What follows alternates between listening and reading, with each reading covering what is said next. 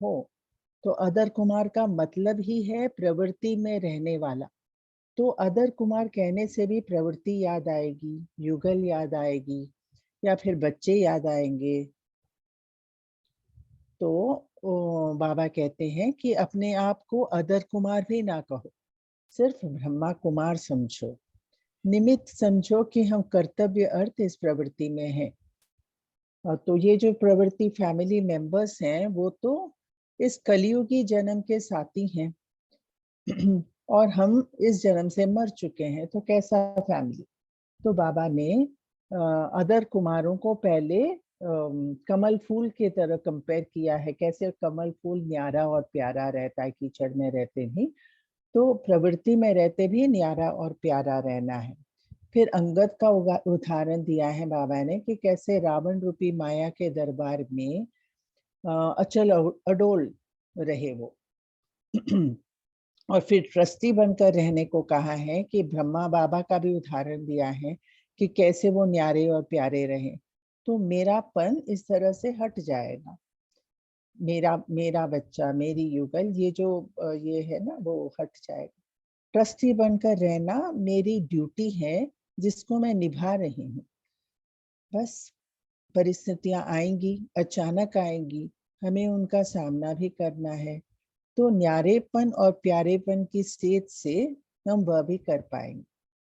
और बाबा कहते हैं कि जितना जितना हम न्यारा होते जाएंगे उतनी ही रूहानियत भी आएगी और आकर्षित भी होते रहेंगे। तो सुनते हैं बाबा की आज की मुरली। मुरली की डेट है 12 जुलाई 72, 12/7/72, और शीर्षक है मर्जीवापन की स्मृति से गृहस्थी व प्रवृत्ति की विस्मृति। अदर कुमार की भट्टी में। ओम शांति। अपने आप को जहां चाहो जब चाहो ऐसे परिवर्तन कर सकते हो। भट्टी में अपने आप को परिवर्तन करने के लिए आते हो ना, तो परिवर्तन करने की शक्ति अनुभव करते हो।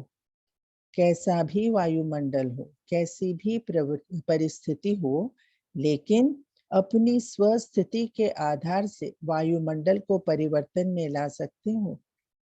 वायुमंडल के प्रभाव में आने वाली आत्माएं हो, वह वायुमंडल को सतो प्रधान बनाने वाली आत्माएं हो। अपने को क्या समझते हो? इतना अनुभव करते हो कि अभी कोई भी वायुमंडल हमें अपनी तरफ आकर्षित नहीं कर सकता। जो समझते हैं कि भट्टी में आने के बाद इतनी हिम्मत व शक्ति अपने में जमा की है, जो कहीं भी किसी स्थान पर जाते जमा की हुई शक्तियों के आधार से वायुमंडल व परिस्थिति मुझ मास्टर सर्वशक्तिमान को हिला नहीं सकती है। अपनी स्थिति को एक रस व अचल बना सकते हैं, वह हाथ उठाए। तो बाबा ने सबसे हाथ उठवाया कि क्या मैं अचल अडोल रह सकती हूँ, परिस्थिति कैसी भी हो। वह बातें तो स्पष्ट हैं ही, तो कईयों ने हाथ उठाया होगा। तो बाबा कहते हैं वह बातें तो स्पष्ट हैं ही कि दिन प्रतिदिन परिस्थितियां अति तमो प्रधान बननी है। परिस्थितियां व वायुमंडल अभी सतो प्रधान नहीं बनने वाला है। अति तमो प्रधान के बाद ही फिर सतो प्रधान बनने वाला है। तो दिन प्रतिदिन वायुमंडल बिगड़ने वाला है ना, बिगड़ने वाला है, न कि सुधरने वाला। तो जैसे कमल पुष्प कीचड़ में रहते हुए न्यारा रहता है, वैसे अति तमो प्रधान तमोगुणी वायुमंडल में होते हुए भी अपनी स्थिति सदा सतो प्रधान रहे। इतनी हिम्मत समझकर हाथ उठाया ना। तो जिन्होंने हाथ उठाया उनसे बाबा फिर से पूछ रहे हैं, क्या ये सब ध्यान में रखते हुए हाथ उठाया कि ऐसे ही उठा दिया? फिर ऐसे तो नहीं कहेंगे कि यह बात ऐसी हुई इसलिए अवस्था नीचे ऊपर हुई। चाहे प्रकृति द्वारा, चाहे लौकिक संबंध द्वारा, चाहे दैवी परिवार द्वारा कोई भी परीक्षा आवे व कोई भी परिस्थिति सामने आवे, उसमें भी अपने आप को अचल अटल बना सकेंगे ना? इतनी हिम्मत समझते हो ना? तो बाबा क्या कहते हैं कि प्रकृति द्वारा, प्रकृति क्या क्या है? बाहर की प्रकृति है, और फिर शरीर भी तो प्रकृति है ना, तो शरीर की बीमारी ये सब भी तो आते रहेंगे, अचानक आते रहेंगे। फिर प्रकृति कहने से संबंधी भी तो प्रकृति ही है ना, तो उनसे कोई प्रॉब्लम आ सकती है। तो ये सब होते हुए भी अपने आप को अचल अडल बना सकेंगे, इतनी हिम्मत समझते हो ना? परीक्षाएं बहुत आनी है, पेपर तो होने ही है। जैसे जैसे अंतिम फाइनल रिजल्ट का समय समीप आ रहा है, वैसे समय प्रति समय प्रैक्टिकल पेपर स्वतः ही होते रहते हैं। पेपर प्रोग्राम से नहीं लिया जाता, ऑटोमेटिकली ड्रामा अनुसार समय प्रति समय हर एक का प्रैक्टिकल पेपर होता रहता है। तो पेपर में पास होने की हिम्मत अपने में समझते हो?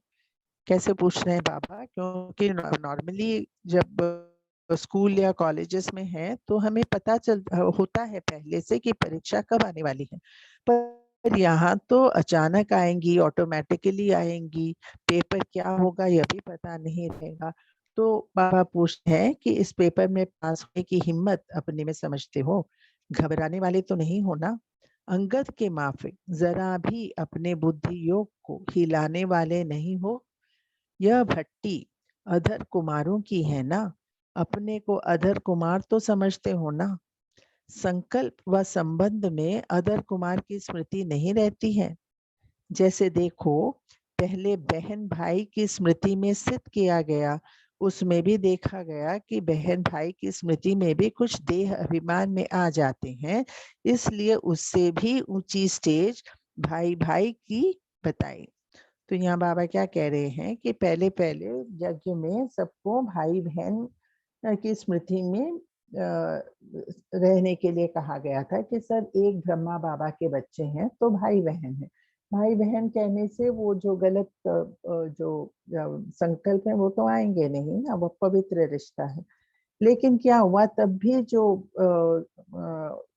पुरुष और स्त्री का वो जो देह अभिमान था ना कि ये कार्य मैं करूंगी, वो कार्य भाई कहेंगे, तो ये ऐसा जब स्मृति आने लगा तो बाबा ने कहा नहीं, अब हम सब शिव बाबा के संतान हैं, आत्माएं हैं, तो भाई भाई हैं।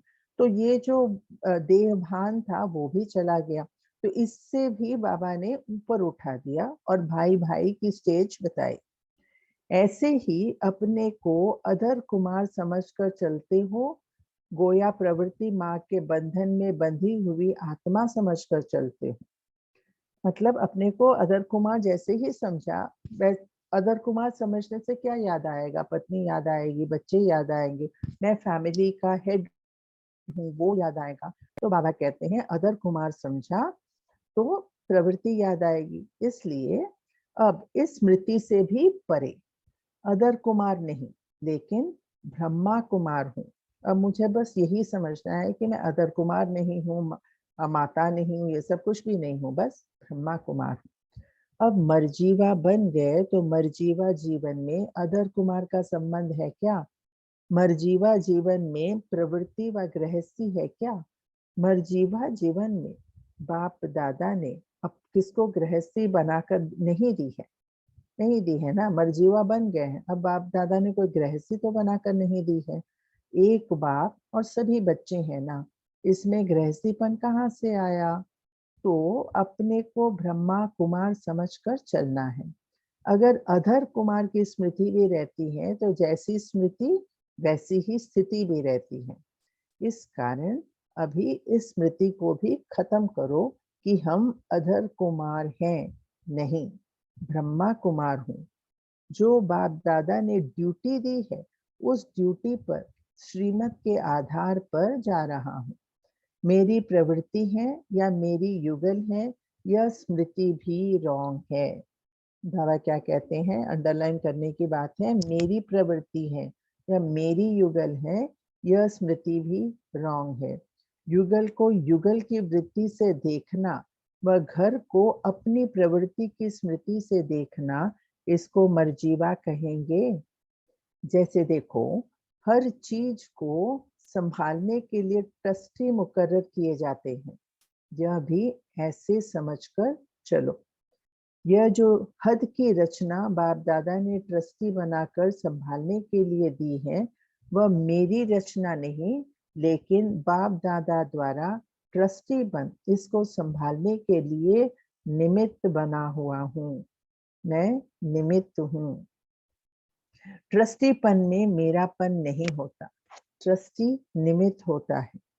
प्रवृत्ति मार्ग की वृत्ति भी बिल्कुल ना हो। यह ईश्वरीय आत्माएं हैं, ना कि मेरे बच्चे हैं।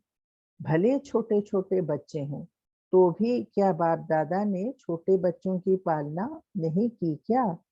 जैसे बाप दादा ने छोटे बच्चों की पालना करते हुए ईश्वरीय कार्य के निमित्त बना दिया, वैसे ही छोटे छोटे बच्चे व बड़े जिन्हों के प्रति भी बाप द्वारा निमित्त बने हो, उन आत्माओं प्रति भी यह वृत्ति रहनी चाहिए कि इन आत्माओं को ईश्वरीय सेवा के योग्य बनाकर इसमें लगा देना है।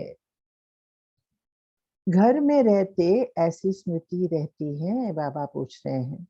जैसे ईश्वरीय परिवार की अनेक आत्माओं के संबंध व संपर्क में रहते हो, वैसे ही जिन आत्माओं की ड्यूटी मिली है, उन्हों के साथ भी ऐसे ही संपर्क में आते हो, वह फर्क रहता है ना? क्या मैं थोड़ा अपना स्लो पढ़ना।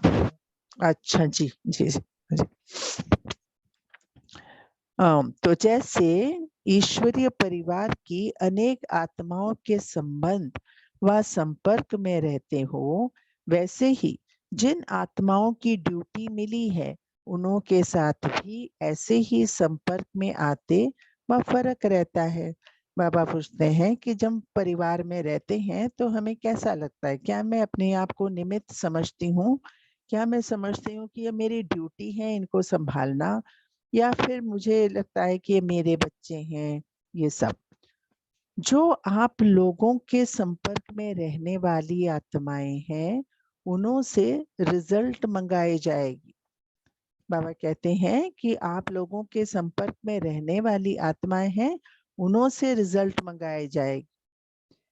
जैसे सेवा केंद्र की निमित्त बनी हुई बहनों व भाइयों से उस ईश्वरीय दृष्टि वृत्ति से संपर्क में आते हो, वैसे ही उन आत्माओं से संपर्क में आते हो व पिछले जन्म का अधिकार समझकर चलते हो। तो जैसे हम सेवा केंद्र में जाते हैं, वहाँ भाई बहनों से मिलते हैं, वहाँ भी सेवा कहते हैं, हर किसी से प्यार रहता है, लेकिन वो जो अपनापन है वो रूहानियत का अपनापन होता है ना, किसी भी प्रकार का मेरापन वहाँ पे नहीं होता है। तो बाबा पूछते हैं, अपने परिवार में भी क्या इसी तरह रहते हो, या फिर पिछले जन्म मतलब मर्जीवा बन चुके हैं, तो पिछला जन्म मतलब पुराना जन्म, जब हमें यह स्मृति थी कि ये मेरे बच्चे हैं या मेरा युगल है, तो क्या वो स्मृति अभी भी आती है, या फिर अपने को ट्रस्टी समझकर इनकी पालना करते हो? तो वृत्ति से संपर्क में तो जैसे सेवा केंद्र की निमित्त बनी हुई बहनों व भाइयों से उस ईश्वरीय दृष्टि वृत्ति से संपर्क में आते हो, वैसे ही उन आत्माओं से संपर्क में आते हो व पिछले जन्म का अधिकार समझकर चलते हो। समय प्रति समय स्थिति और वृत्ति ऊंची होती जा रही है ना? समय प्रति समय स्थिति और वृत्ति ऊंची होती जा रही है ना? और जब तक समय के प्रमाण अपनी स्थिति और वृत्ति को ऊंचा नहीं बनाया है व परिवर्तन में नहीं लाया है, तब तक ऊंच पद कैसे पा सकेंगे? जब तक वृत्ति ऊंची नहीं तो ऊंच पद भी नहीं मिलेगा। जैसे साकार में बाप को देखा, लौकिक संबंध की वृत्ति दृष्टि का स्मृति स्वप्न में थी। बाबा पूछ रहे हैं ब्रह्मा बाबा के बारे में, क्या कभी भी उन्हें वृत्ति दृष्टि व स्मृति स्वप्न में भी थी? तो फॉलो फादर करना है ना। क्या वही लौकिक संबंधी साथ नहीं रहते थे क्या? जो आप लोगों को भी साथ रहते हुए इस स्मृति और वृत्ति में चलने की हिम्मत रहती है। बाबा पूछते हैं कि ब्रह्मा बाबा के साथ भी तो उनके लौकिक संबंधी साथ थे, फिर भी उन्होंने कैसे एक झटके से स्थूल संबंध को रूहानियत की दृष्टि से देखना शुरू कर दिया, रूहानियत में बदल दिया। तो बाबा कहते हैं कि आप लोगों को भी साथ रहते हुए इस स्मृति और वृत्ति में चलने की हिम्मत रखनी है। इस भट्टी में क्या परिवर्तन करके जाएंगे? अदर कुमार का नाम निशान समाप्त। बाबा कहते हैं अपने को अदर कुमार भी नहीं समझो, अदर कुमार का नाम निशान समाप्त। जैसे भट्टी में पड़ने से हर वस्तु का रूप परिवर्तन हो जाता है, वैसे इस भट्टी में मैं प्रवृत्ति मार्ग वाला हूँ, मैं अधर कुमार हूँ। इस स्मृति को भी समाप्त करके यह समझना कि मैं ब्रह्मा कुमार हूँ और इस निमित्त बनी हुई आत्माओं की सेवा के लिए ट्रस्टी हूँ। तो हमें क्या समझना है कि मैं ट्रस्टी हूँ। इस स्मृति को मजबूत करके जाना, इस भट्टी से स्मृति को मजबूत करके जाना, यही है भट्टी का परिवर्तन। इतना परिवर्तन करने की शक्ति अपने में भरी है, वह वहां जाकर फिर प्रवृत्ति वाले बन जाएंगे। ये बाबा पूछ रहे हैं कि इसी तरह से जाएंगे कि वहां जाके परिवर्तन हो जाएंगे। अभी प्रवृत्ति नहीं समझना, लेकिन इस गृहस्थीपन की वृत्ति से परवृत्ति अर्थात दूर, इस गृहस्थीपन की वृत्ति से परवृत्ति अर्थात दूर समझना है। गृहस्थी की वृत्ति से परे ऐसी अवस्था बनाकर जाने से ही अज्ञानी आत्माएं भी आपकी चलन से, आपके बोल से, नैनों से जो न्यारी और प्यारी स्थिति गाई जाती है उसका अनुभव कर सकेंगे। बाबा क्या कहते हैं कि जब हम इस अवस्था में रहेंगे तो हमारे बोल से, नैनों से न्यारी और प्यारी स्थिति जो गाई जाती है ना, तो उसका अनुभव कर सकेंगे। अब तक दुनिया के बीच रहते हुए दुनिया वालों को न्यारी और प्यारी स्थिति का अनुभव नहीं करा पाते हो, क्योंकि अपनी वृत्ति इतनी न्यारी नहीं बनी है। अंडरलाइन करने की बातें हैं कि हमें न्यारी और प्यारी स्थिति का अनुभव हम करा नहीं सकते हैं, क्योंकि खुद न्यारी नहीं बने हैं। न्यारी न बनने के कारण इतने प्यारे भी नहीं बने हो। प्यारी चीज सभी को स्वतः ही आकर्षण करती है। तो दुनिया के बीच रहते हुए ऐसी न्यारी स्थिति बनाएंगे तो प्यारी स्थिति भी स्वतः बन जाएगी। ऐसी प्यारी स्थिति अनेक आत्माओं को आपकी तरफ स्वतः ही आकर्षण करेगी। अभी भी मेहनत करनी पड़ती है ना, क्योंकि अभी तक जो न्यारी और प्यारी स्थिति होनी चाहिए वह प्रत्यक्ष रूप में नहीं है। अपने आप को प्रत्यक्ष करना पड़ता है। प्रत्यक्ष रूप स्वतः नहीं है, करना पड़ता है। अगर प्रत्यक्ष रूप में हो तो प्रत्यक्ष करने की मेहनत न करनी पड़े। तो अब उस श्रेष्ठ स्थिति को कर्म में प्रत्यक्ष रूप में लाओ। अब तक गुप्त है, दुनिया के बीच अलौकिक दिखाई देते हो। कोई भी दूर से आप लोगों को देखते अलौकिकता का अनुभव करते हैं कि साधारण समझते हैं। बाबा कितनी बातें पूछ रहे हैं, अपने आप को हम भी चेक कर सकते हैं कि क्या हमारे में वो अलौकिक आकर्षण है। प्रैक्टिकल जीवन का इतना प्रभाव है जो कोई भी देखकर समझे कि यह कोई विशेष आत्माएं हैं। जैसे स्थूल ड्रेस को देखकर समझ लेते हैं कि यह हम लोगों से कोई न्यारे हैं, वैसे ही यह सूरत व अव्यक्त मूर्त न्यारेपन दिखावे तब प्रभाव निकलेगा। है ना। जैसे हमारी ड्रेस, स्थूल ड्रेस जो है उसको देखकर ही समझते हैं कि ये तो न्यारा ड्रेस है, ये इंसान थोड़े हैं। वैसे ही यह सूरत व अव्यक्त मूर्त न्यारापन दिखावे तब प्रभाव निकलेगा। चलते फिरते ऐसी श्रेष्ठ स्थिति हो, ऐसी श्रेष्ठ स्मृति और वृत्ति हो जो चारों ओर की वृत्तियों को अपनी तरफ आकर्षण करें। जैसे कोई आकर्षण की चीज आसपास वालों को अपनी तरफ आकर्षित करती है ना, सभी का अटेंशन जाता है। वैसे यह रूहानियत व अलौकिकता आसपास वालों की वृत्तियों को अपनी तरफ आकर्षित नहीं कर सकती है। क्या यह स्टेज अंत में आनी है? बाबा पूछ रहे हैं, अंत में आनी है या अभी आनी है? साधारण रीति भी कोई रॉयल फैमिली के बच्चे होते हैं तो उनकी एक्टिविटी से, उनके बोल से न परिचित होते हुए भी जान लेते हैं कि यह कोई रॉयल फैमिली की आत्माएं हैं, है ना। ऐसा भी पता चल जाता है ना कि ये कोई ऊंच कुल के बच्चे हैं। तो क्या अलौकिक वृत्ति में स्थित रहने वाली श्रेष्ठ आत्माओं का दूर से इतना प्रभाव नहीं पड़ सकता है?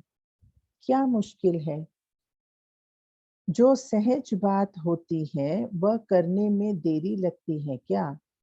ऐसे समझें कि भट्टी में इतने सभी अलौकिक शक्तिशाली मास्टर ज्ञान सूर्य जब चारों ओर जाएंगे तो जैसे सूर्य छिप नहीं सकता, वैसे मास्टर ज्ञान सूर्य का प्रभाव, प्रकाश व प्रभाव चारों ओर फैलने से यहाँ तक भी प्रैक्टिकल सबूत आएगा।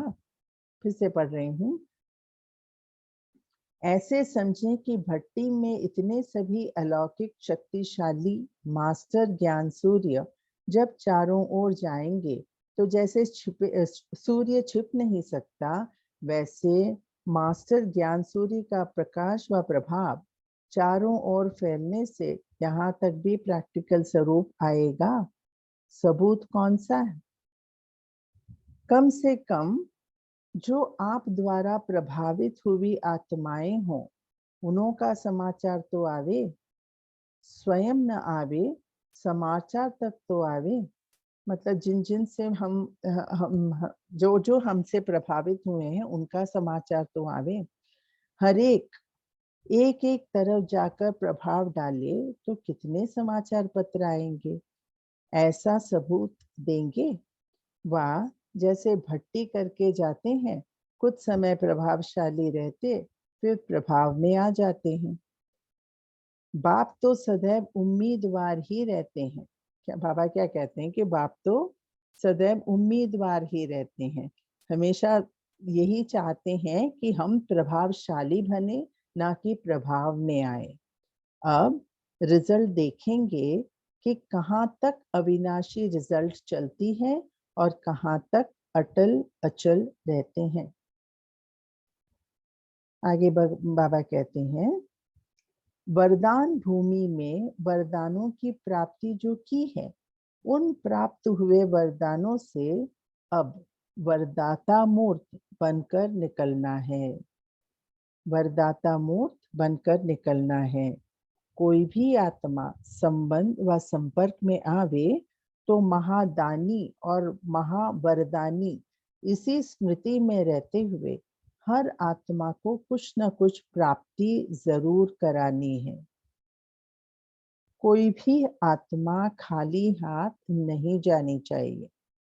आप तो महादानी हो ना, उस दान को संभालते उस दान को संभालते हैं व नहीं, वह उनकी तकदीर हुई। तो हम वरदानी है, हमारा कार्य है दान देना, वरदान देना, और उस वरदान को संभालने का कार्य उन आत्माओं का है।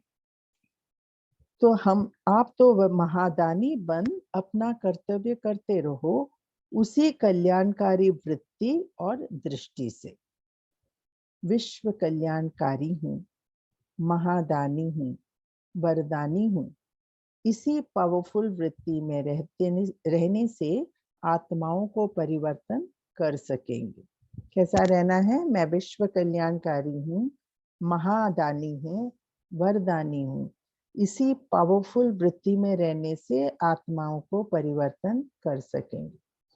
अभी अपनी वृत्ति को पावरफुल बनाओ। तो बाबा ने होमवर्क भी दे दिया कि अपनी वृत्ति को पावरफुल बनाओ। अच्छा, ओम शांति।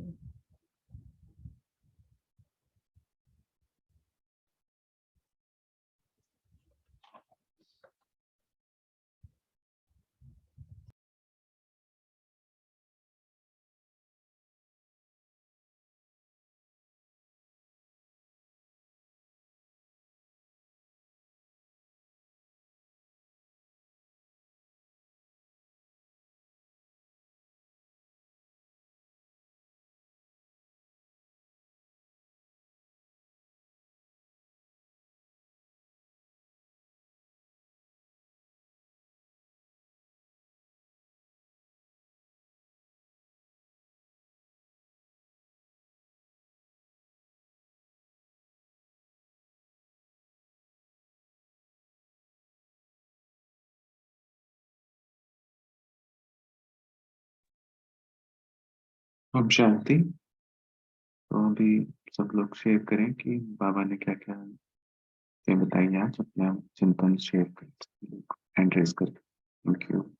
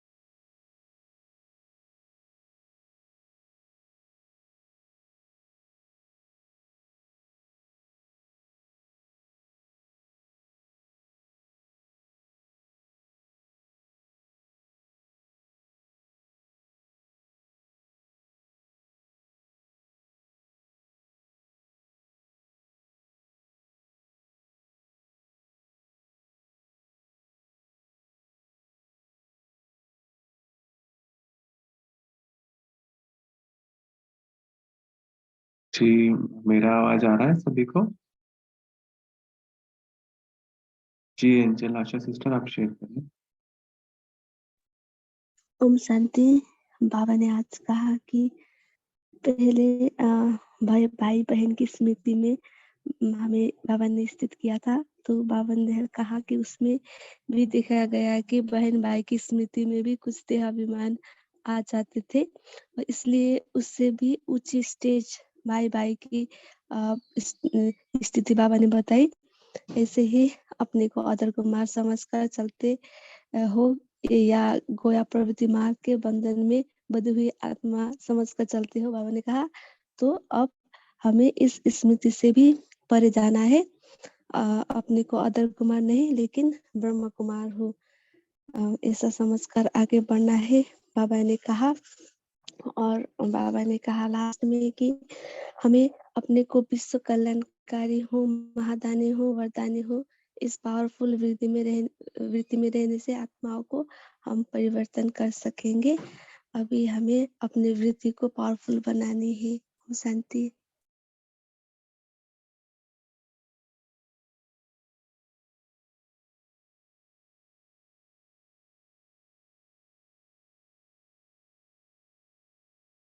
जी थैंक यू सिस्टर।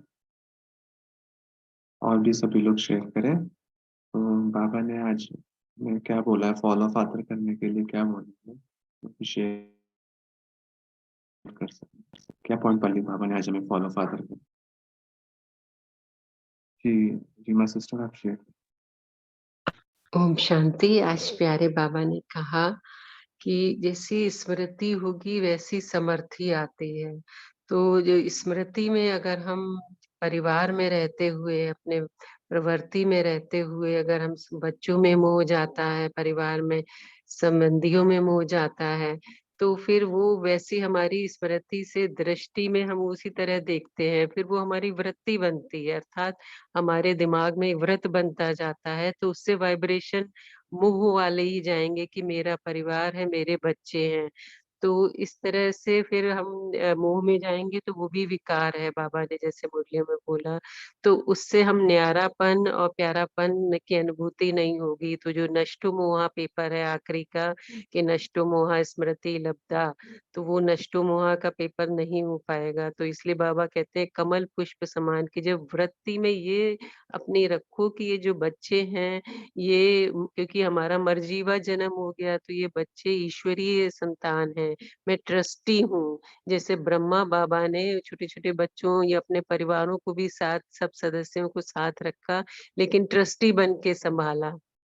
तो अगर ये हमारे में रहेगी दृष्टि से वृत्ति की, ये ईश्वरीय संतान है, हमें इनकी देखभाल करनी है, संभालना है, तो उस वृत्ति से फिर हम न्यारे रहेंगे। तो जब न्यारे रहेंगे तभी सबके प्यारे रह पाएंगे। तो कर्म करते हुए बस बाबा की याद में रहें और अपना जो कार्य है, हमें सेवा दी गई है, इस स्मृति से करें। ओम शांति। जी, thank you sister. Sulochana sister, आप शेयर कीजिए। ओम शांति। तो बाबा ने विशेष अडर कुमार के लिए पट्टी रखा और उसके लिए कहा है कि जो नंबर 1 फॉलो फादर तो ब्रह्मा बाप ही दिखाया है, तो ब्रह्मा बाप के समान फॉलो करना है। वैसे ही वो प्रवृत्ति मार्ग में बहुत देखा जाता है कि वो इतना तो करना ही पड़ता है परिवार के लिए, संतान के लिए। तो वो लोग बीए संतान के लिए बीए के लिए भी वो अलग से सब वो वर्षा छुटाते हैं। तो वो संतान के लिए भी वो फोर्स करते हैं कि बीए करो कि ब्रह्म कुमारी बनो, हमको अपने फर्ज से उतरना है, वो ऐसे फोर्स करते हैं। तो वो लोग ऐसे नहीं समझते मैं ब्रह्म कुमारी हूँ, हम अडर कुमार हैं, तो वो बोझ उतर नहीं सकता कि हम माँ हैं, बाप हैं, वो बोझ लेता है। तो बाबा अलग से वो नहीं, संपूर्ण रूप में ब्रह्म कुमार नहीं बन सकते, ये कहा है। ओम शांति।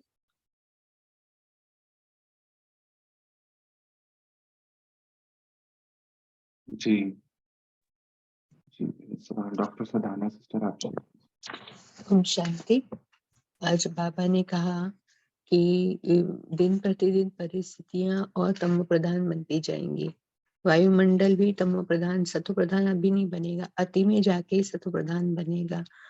तो जैसे तमो प्रधान इस में जैसे कमल पुष्प कीचड़ में रहते हुए न्यारा रहता है, वैसे अपने को भी तमोगुणी वायुमंडल में होते हुए भी स्थिति अपनी सतो प्रधान रखो, इतनी हिम्मत रखो, चाहे प्रवृत्ति द्वारा, चाहे लौकिक संबंधी द्वारा, चाहे देवी परिवार द्वारा कोई भी परीक्षा आवे, परिस्थिति आवे, उसमें अपने आप को अटल अचल बना पाएंगे। इतनी हिम्मत अपने में लानी है, और परीक्षाएं तो बहुत आनी है, पेपर तो बहुत होने हैं, क्योंकि जैसे जैसे अंतिम समय समीप आता जा रहा है, फाइनल रिजल्ट का समय समीप आता जा रहा है, वैसे प्रैक्टिकल पेपर भी स्वतः ही अपने आप होते रहते हैं, जो कि आजकल हम खुद अनुभव कर रहे हैं। प्रैक्टिकल पेपर हमारे रोज डे टू डे में कितने पेपर आ रहे हैं। तो क्योंकि इस में क्या है, पेपर प्रोग्राम प्रमाण नहीं लिए जाएंगे, अचानक ही आते हैं यहाँ पर पेपर, ड्रामा अनुसार समय प्रति समय, क्योंकि बाबा को भी तो हमारी सीट फिक्स करनी है ना वहाँ पर सतयुग में। तो सीट फिक्स करने के लिए हमारी स्थिति के अनुसार हमको पेपर सामने आते हैं। तो हर एक का प्रैक्टिकल पेपर रोज होता रहता है, हर सेकंड हमारा पेपर होता है। तो इतनी अपने में पास होने की हिम्मत रखनी चाहिए, घबराना नहीं चाहिए, अंगद के माफिक जरा भी अपनी बुद्धियों को नहीं हिलाना है, क्योंकि जो भी हमारे सामने आ रहा है, चाहे लौकिक द्वारा, चाहे अलौकिक द्वारा, चाहे प्रवृत्ति द्वारा, वो पेपर ले रहे, बाबा पेपर ले रहे, और हमको उसमें अटल रहकर पास होकर दिखाना है। ओम शांति। जी, तो इस पॉइंट को भी हम ले सकते हैं चिंतन के लिए, चिंतन कर सकते हैं। बाबा ने बोला ड्रामा अनुशासन पृथ्वी हर एक प्रैक्टिकल पेपर होता रहता है। तो ये तो सभी के साथ हो ही रहा है डेली। बाबा ने फिर आगे भी बोला कि बुद्धि योग को हिलाना नहीं है, अंगद के माफिक। बहुत अच्छा शेयर किया सिस्टर आपने। तो हम इस पे और भी चिंतन कर सकते हैं, और भी कोई अपना पॉइंट चिंतन शेयर करना चाहें तो कैसे अपनी अंगत समान स्थिति बना के रखते हैं। क्योंकि बुद्धि योग को बाबा बार बार बोलता है कि बुद्धि हमारी एक बाप के साथ हो, एक ही हमारा साथी है। तो हम हमारी बुद्धि बाबा के साथ होगी तो माया भी देख के चली जाएगी कि बिजी है। अगर हम बाबा के साथ बिजी होंगे तो फिर व्यर्थ नहीं चलेगा। Thank you sister. बुद्धि योग तब नहीं हिलेगा जब हम अपने आप को ट्रस्टी मान के चलेंगे, साक्षी होके सारे इस ड्रामा को देखेंगे कि ये तो मेरा कुछ है ही नहीं है, ये तो खेल चल रहा है। ये तो जैसे अपन मूवी हॉल में जाकर क्या करते हैं, हम जो भी हो रहा होता है उसको साक्षी होकर देखते रहते हैं, उसमें अटकते नहीं है। तो फिर हम माया से भी क्योंकि हीरो हीरोइन के साथ कुछ हो रहा होता है तो भी हम साक्षी होकर देखते। तो यहाँ पर भी हमारे साथ जो कुछ भी हो रहा है हमको साक्षी होकर देखना है, तो हम घबराएंगे नहीं। बाबा भी साक्षी रहेंगे तब साथी हमारे साथ रहेगा। और ट्रस्टी भी फिर अपने आप ही हम ट्रस्टी माने जाएंगे, क्योंकि हो भी रहा है अपने साथ, अपने घर, अपने अपनों वालों के साथ, क्योंकि उसमें हमने मेरापन डाल के रखा है ना, इसलिए प्रॉब्लम आ रही है। जब मेरा है ही नहीं है तो मैं तो ट्रस्टी हूँ, खाली बाबा संभालेगा तो सब ठीक होता रहता है। ओम शांति।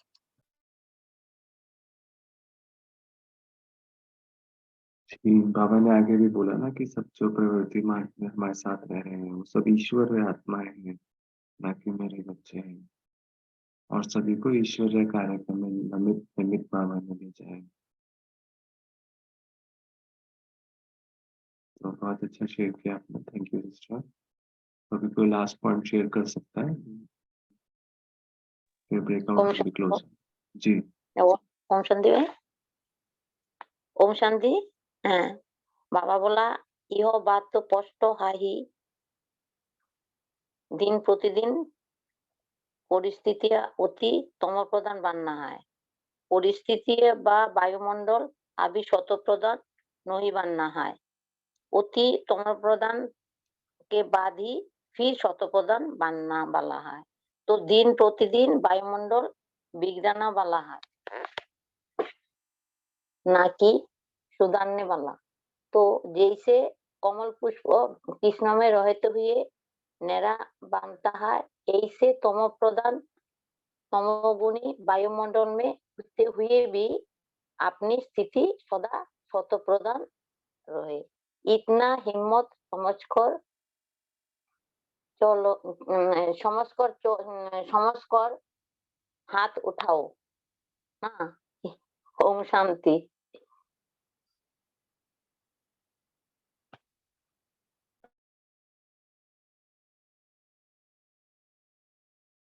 जी, तो बाबा हमें पक्का करा रहे हैं कि वायुमंडल तो डे बाय डे परिवर्तन हो रहा है, हमें ही अपने आप को अच्छे अचल स्थिति में रखना है।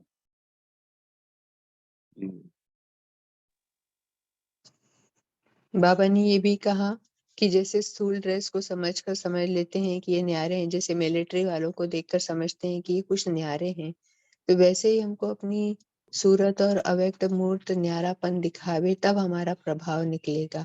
चलते फिरते भी हमको ऐसी श्रेष्ठ स्मृति बनानी जो हमारी वृत्ति ही चारों ओर की वृत्तियों को अपनी ओर आकर्षण करेंगी, क्योंकि आकर्षण करने वाली चीज से सभी लोग आकर्षित होते हैं। अटेंशन अपने आप जाता है, अलौकिकता की तरफ अपने आप अटेंशन जाता है, पता चलता है कि ये रॉयल फैमिली के बच्चे हैं। तो ऐसे हमको श्रेष्ठ आत्माएं समझना है, तभी हमारा प्रभाव पड़ेगा। ओम शांति। जी पूरा कर दो ये प्रश्न का उत्तर।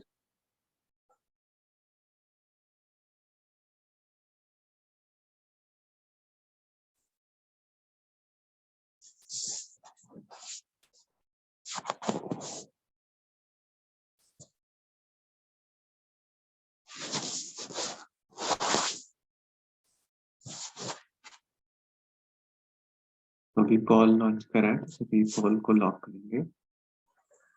और विजय सिस्टर फिर आप हमें होमवर्क भी दें और योग भी करें। ठीक है।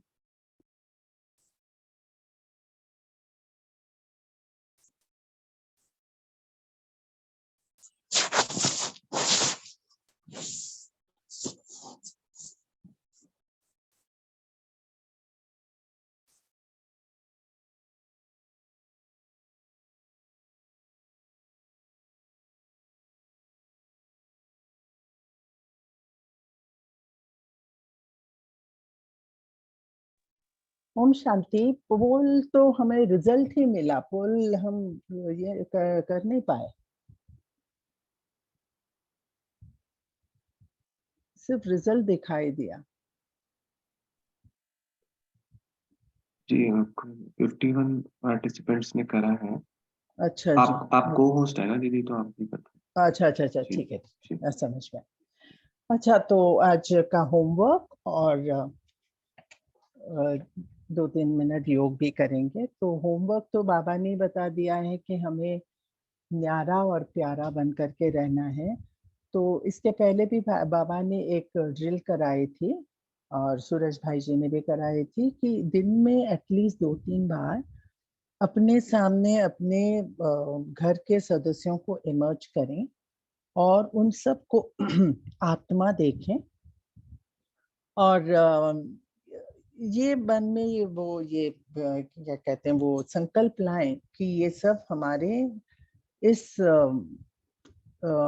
जन्म में ये अपना अपना पार्ट प्ले कर रहे हैं, हम सफर हैं हमारे, और ये अपना पार्ट प्ले कर रहे हैं। और इस जन्म में हम साथ रह रहे हैं, पिछले जन्म में ये हमारे साथ इस रिलेशन में नहीं थे, कुछ और रिलेशन में थे। इस बार ड्रामा के अनुसार ये हमारे साथ चल रहे हैं। तो इस तरह से सबको आत्मा देखें दिन में एटलीस्ट 2-3 बार, तो ये न्यारी और प्यारी वृत्ति जो है वो डेवलप होती रहेगी। तो ये थी होमवर्क, और 2 मिनट के लिए योग करेंगे।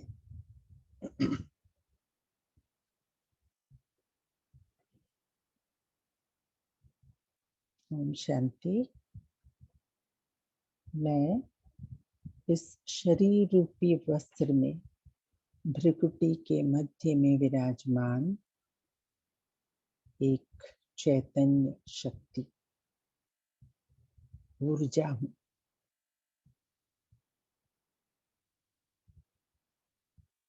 इस शरीर में अवतरित हूँ। सेवा अर्थ आई हूँ। मैं पूर्वज हूँ, कल्याणकारी हूँ, दानी हूँ, वरदानी हूँ, महादानी हूँ।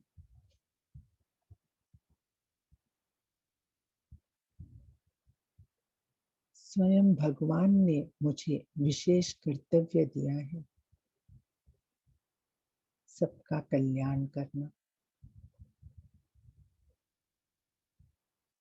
अपने आप को अपने घर में देखें। मैं एक चमकता हुआ फरिश्ता। अब अपने सामने घर के हर एक सदस्य को देखें। हर एक के मस्तिष्क में चमकता हुआ सितारा नजर आ रहा है। मैं इन सब की सेवा के लिए निमित्त हूँ। बाबा से शक्तिशाली किरणें मुझ में बरस रही हैं और मुझसे इन सभी आत्माओं में जा रही हैं, बह रही हैं। हर एक आत्मा की चमक बढ़ती जा रही है, शक्तियां उनमें समाती जा रही हैं और उन सब से दिव्य किरणें हर तरफ फैलती जा रही हैं। घर का माहौल, वायुमंडल दिव्य होता जा रहा है।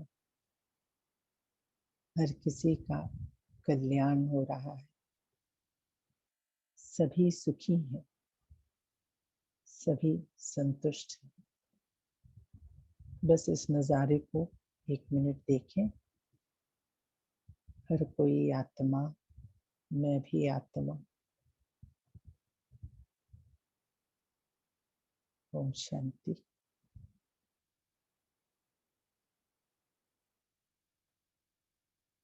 ओम शांति।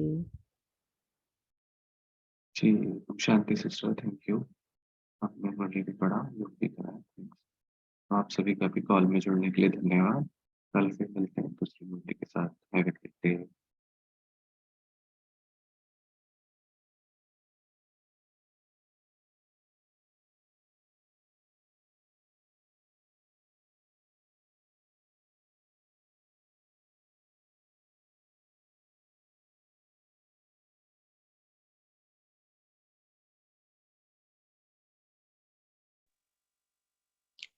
ओम शांति। शुक्रिया बाबा, शुक्रिया दीदी, शुक्रिया भाई जी। Good morning. ओम शांति। ओम शांति। ओम बाबा शांति। शुक्रिया बाबा। धन्यवाद दीदी, धन्यवाद भाई, ओम शांति। धन्यवाद बाबा। ओम शांति। ओम शांति। शुक्रिया।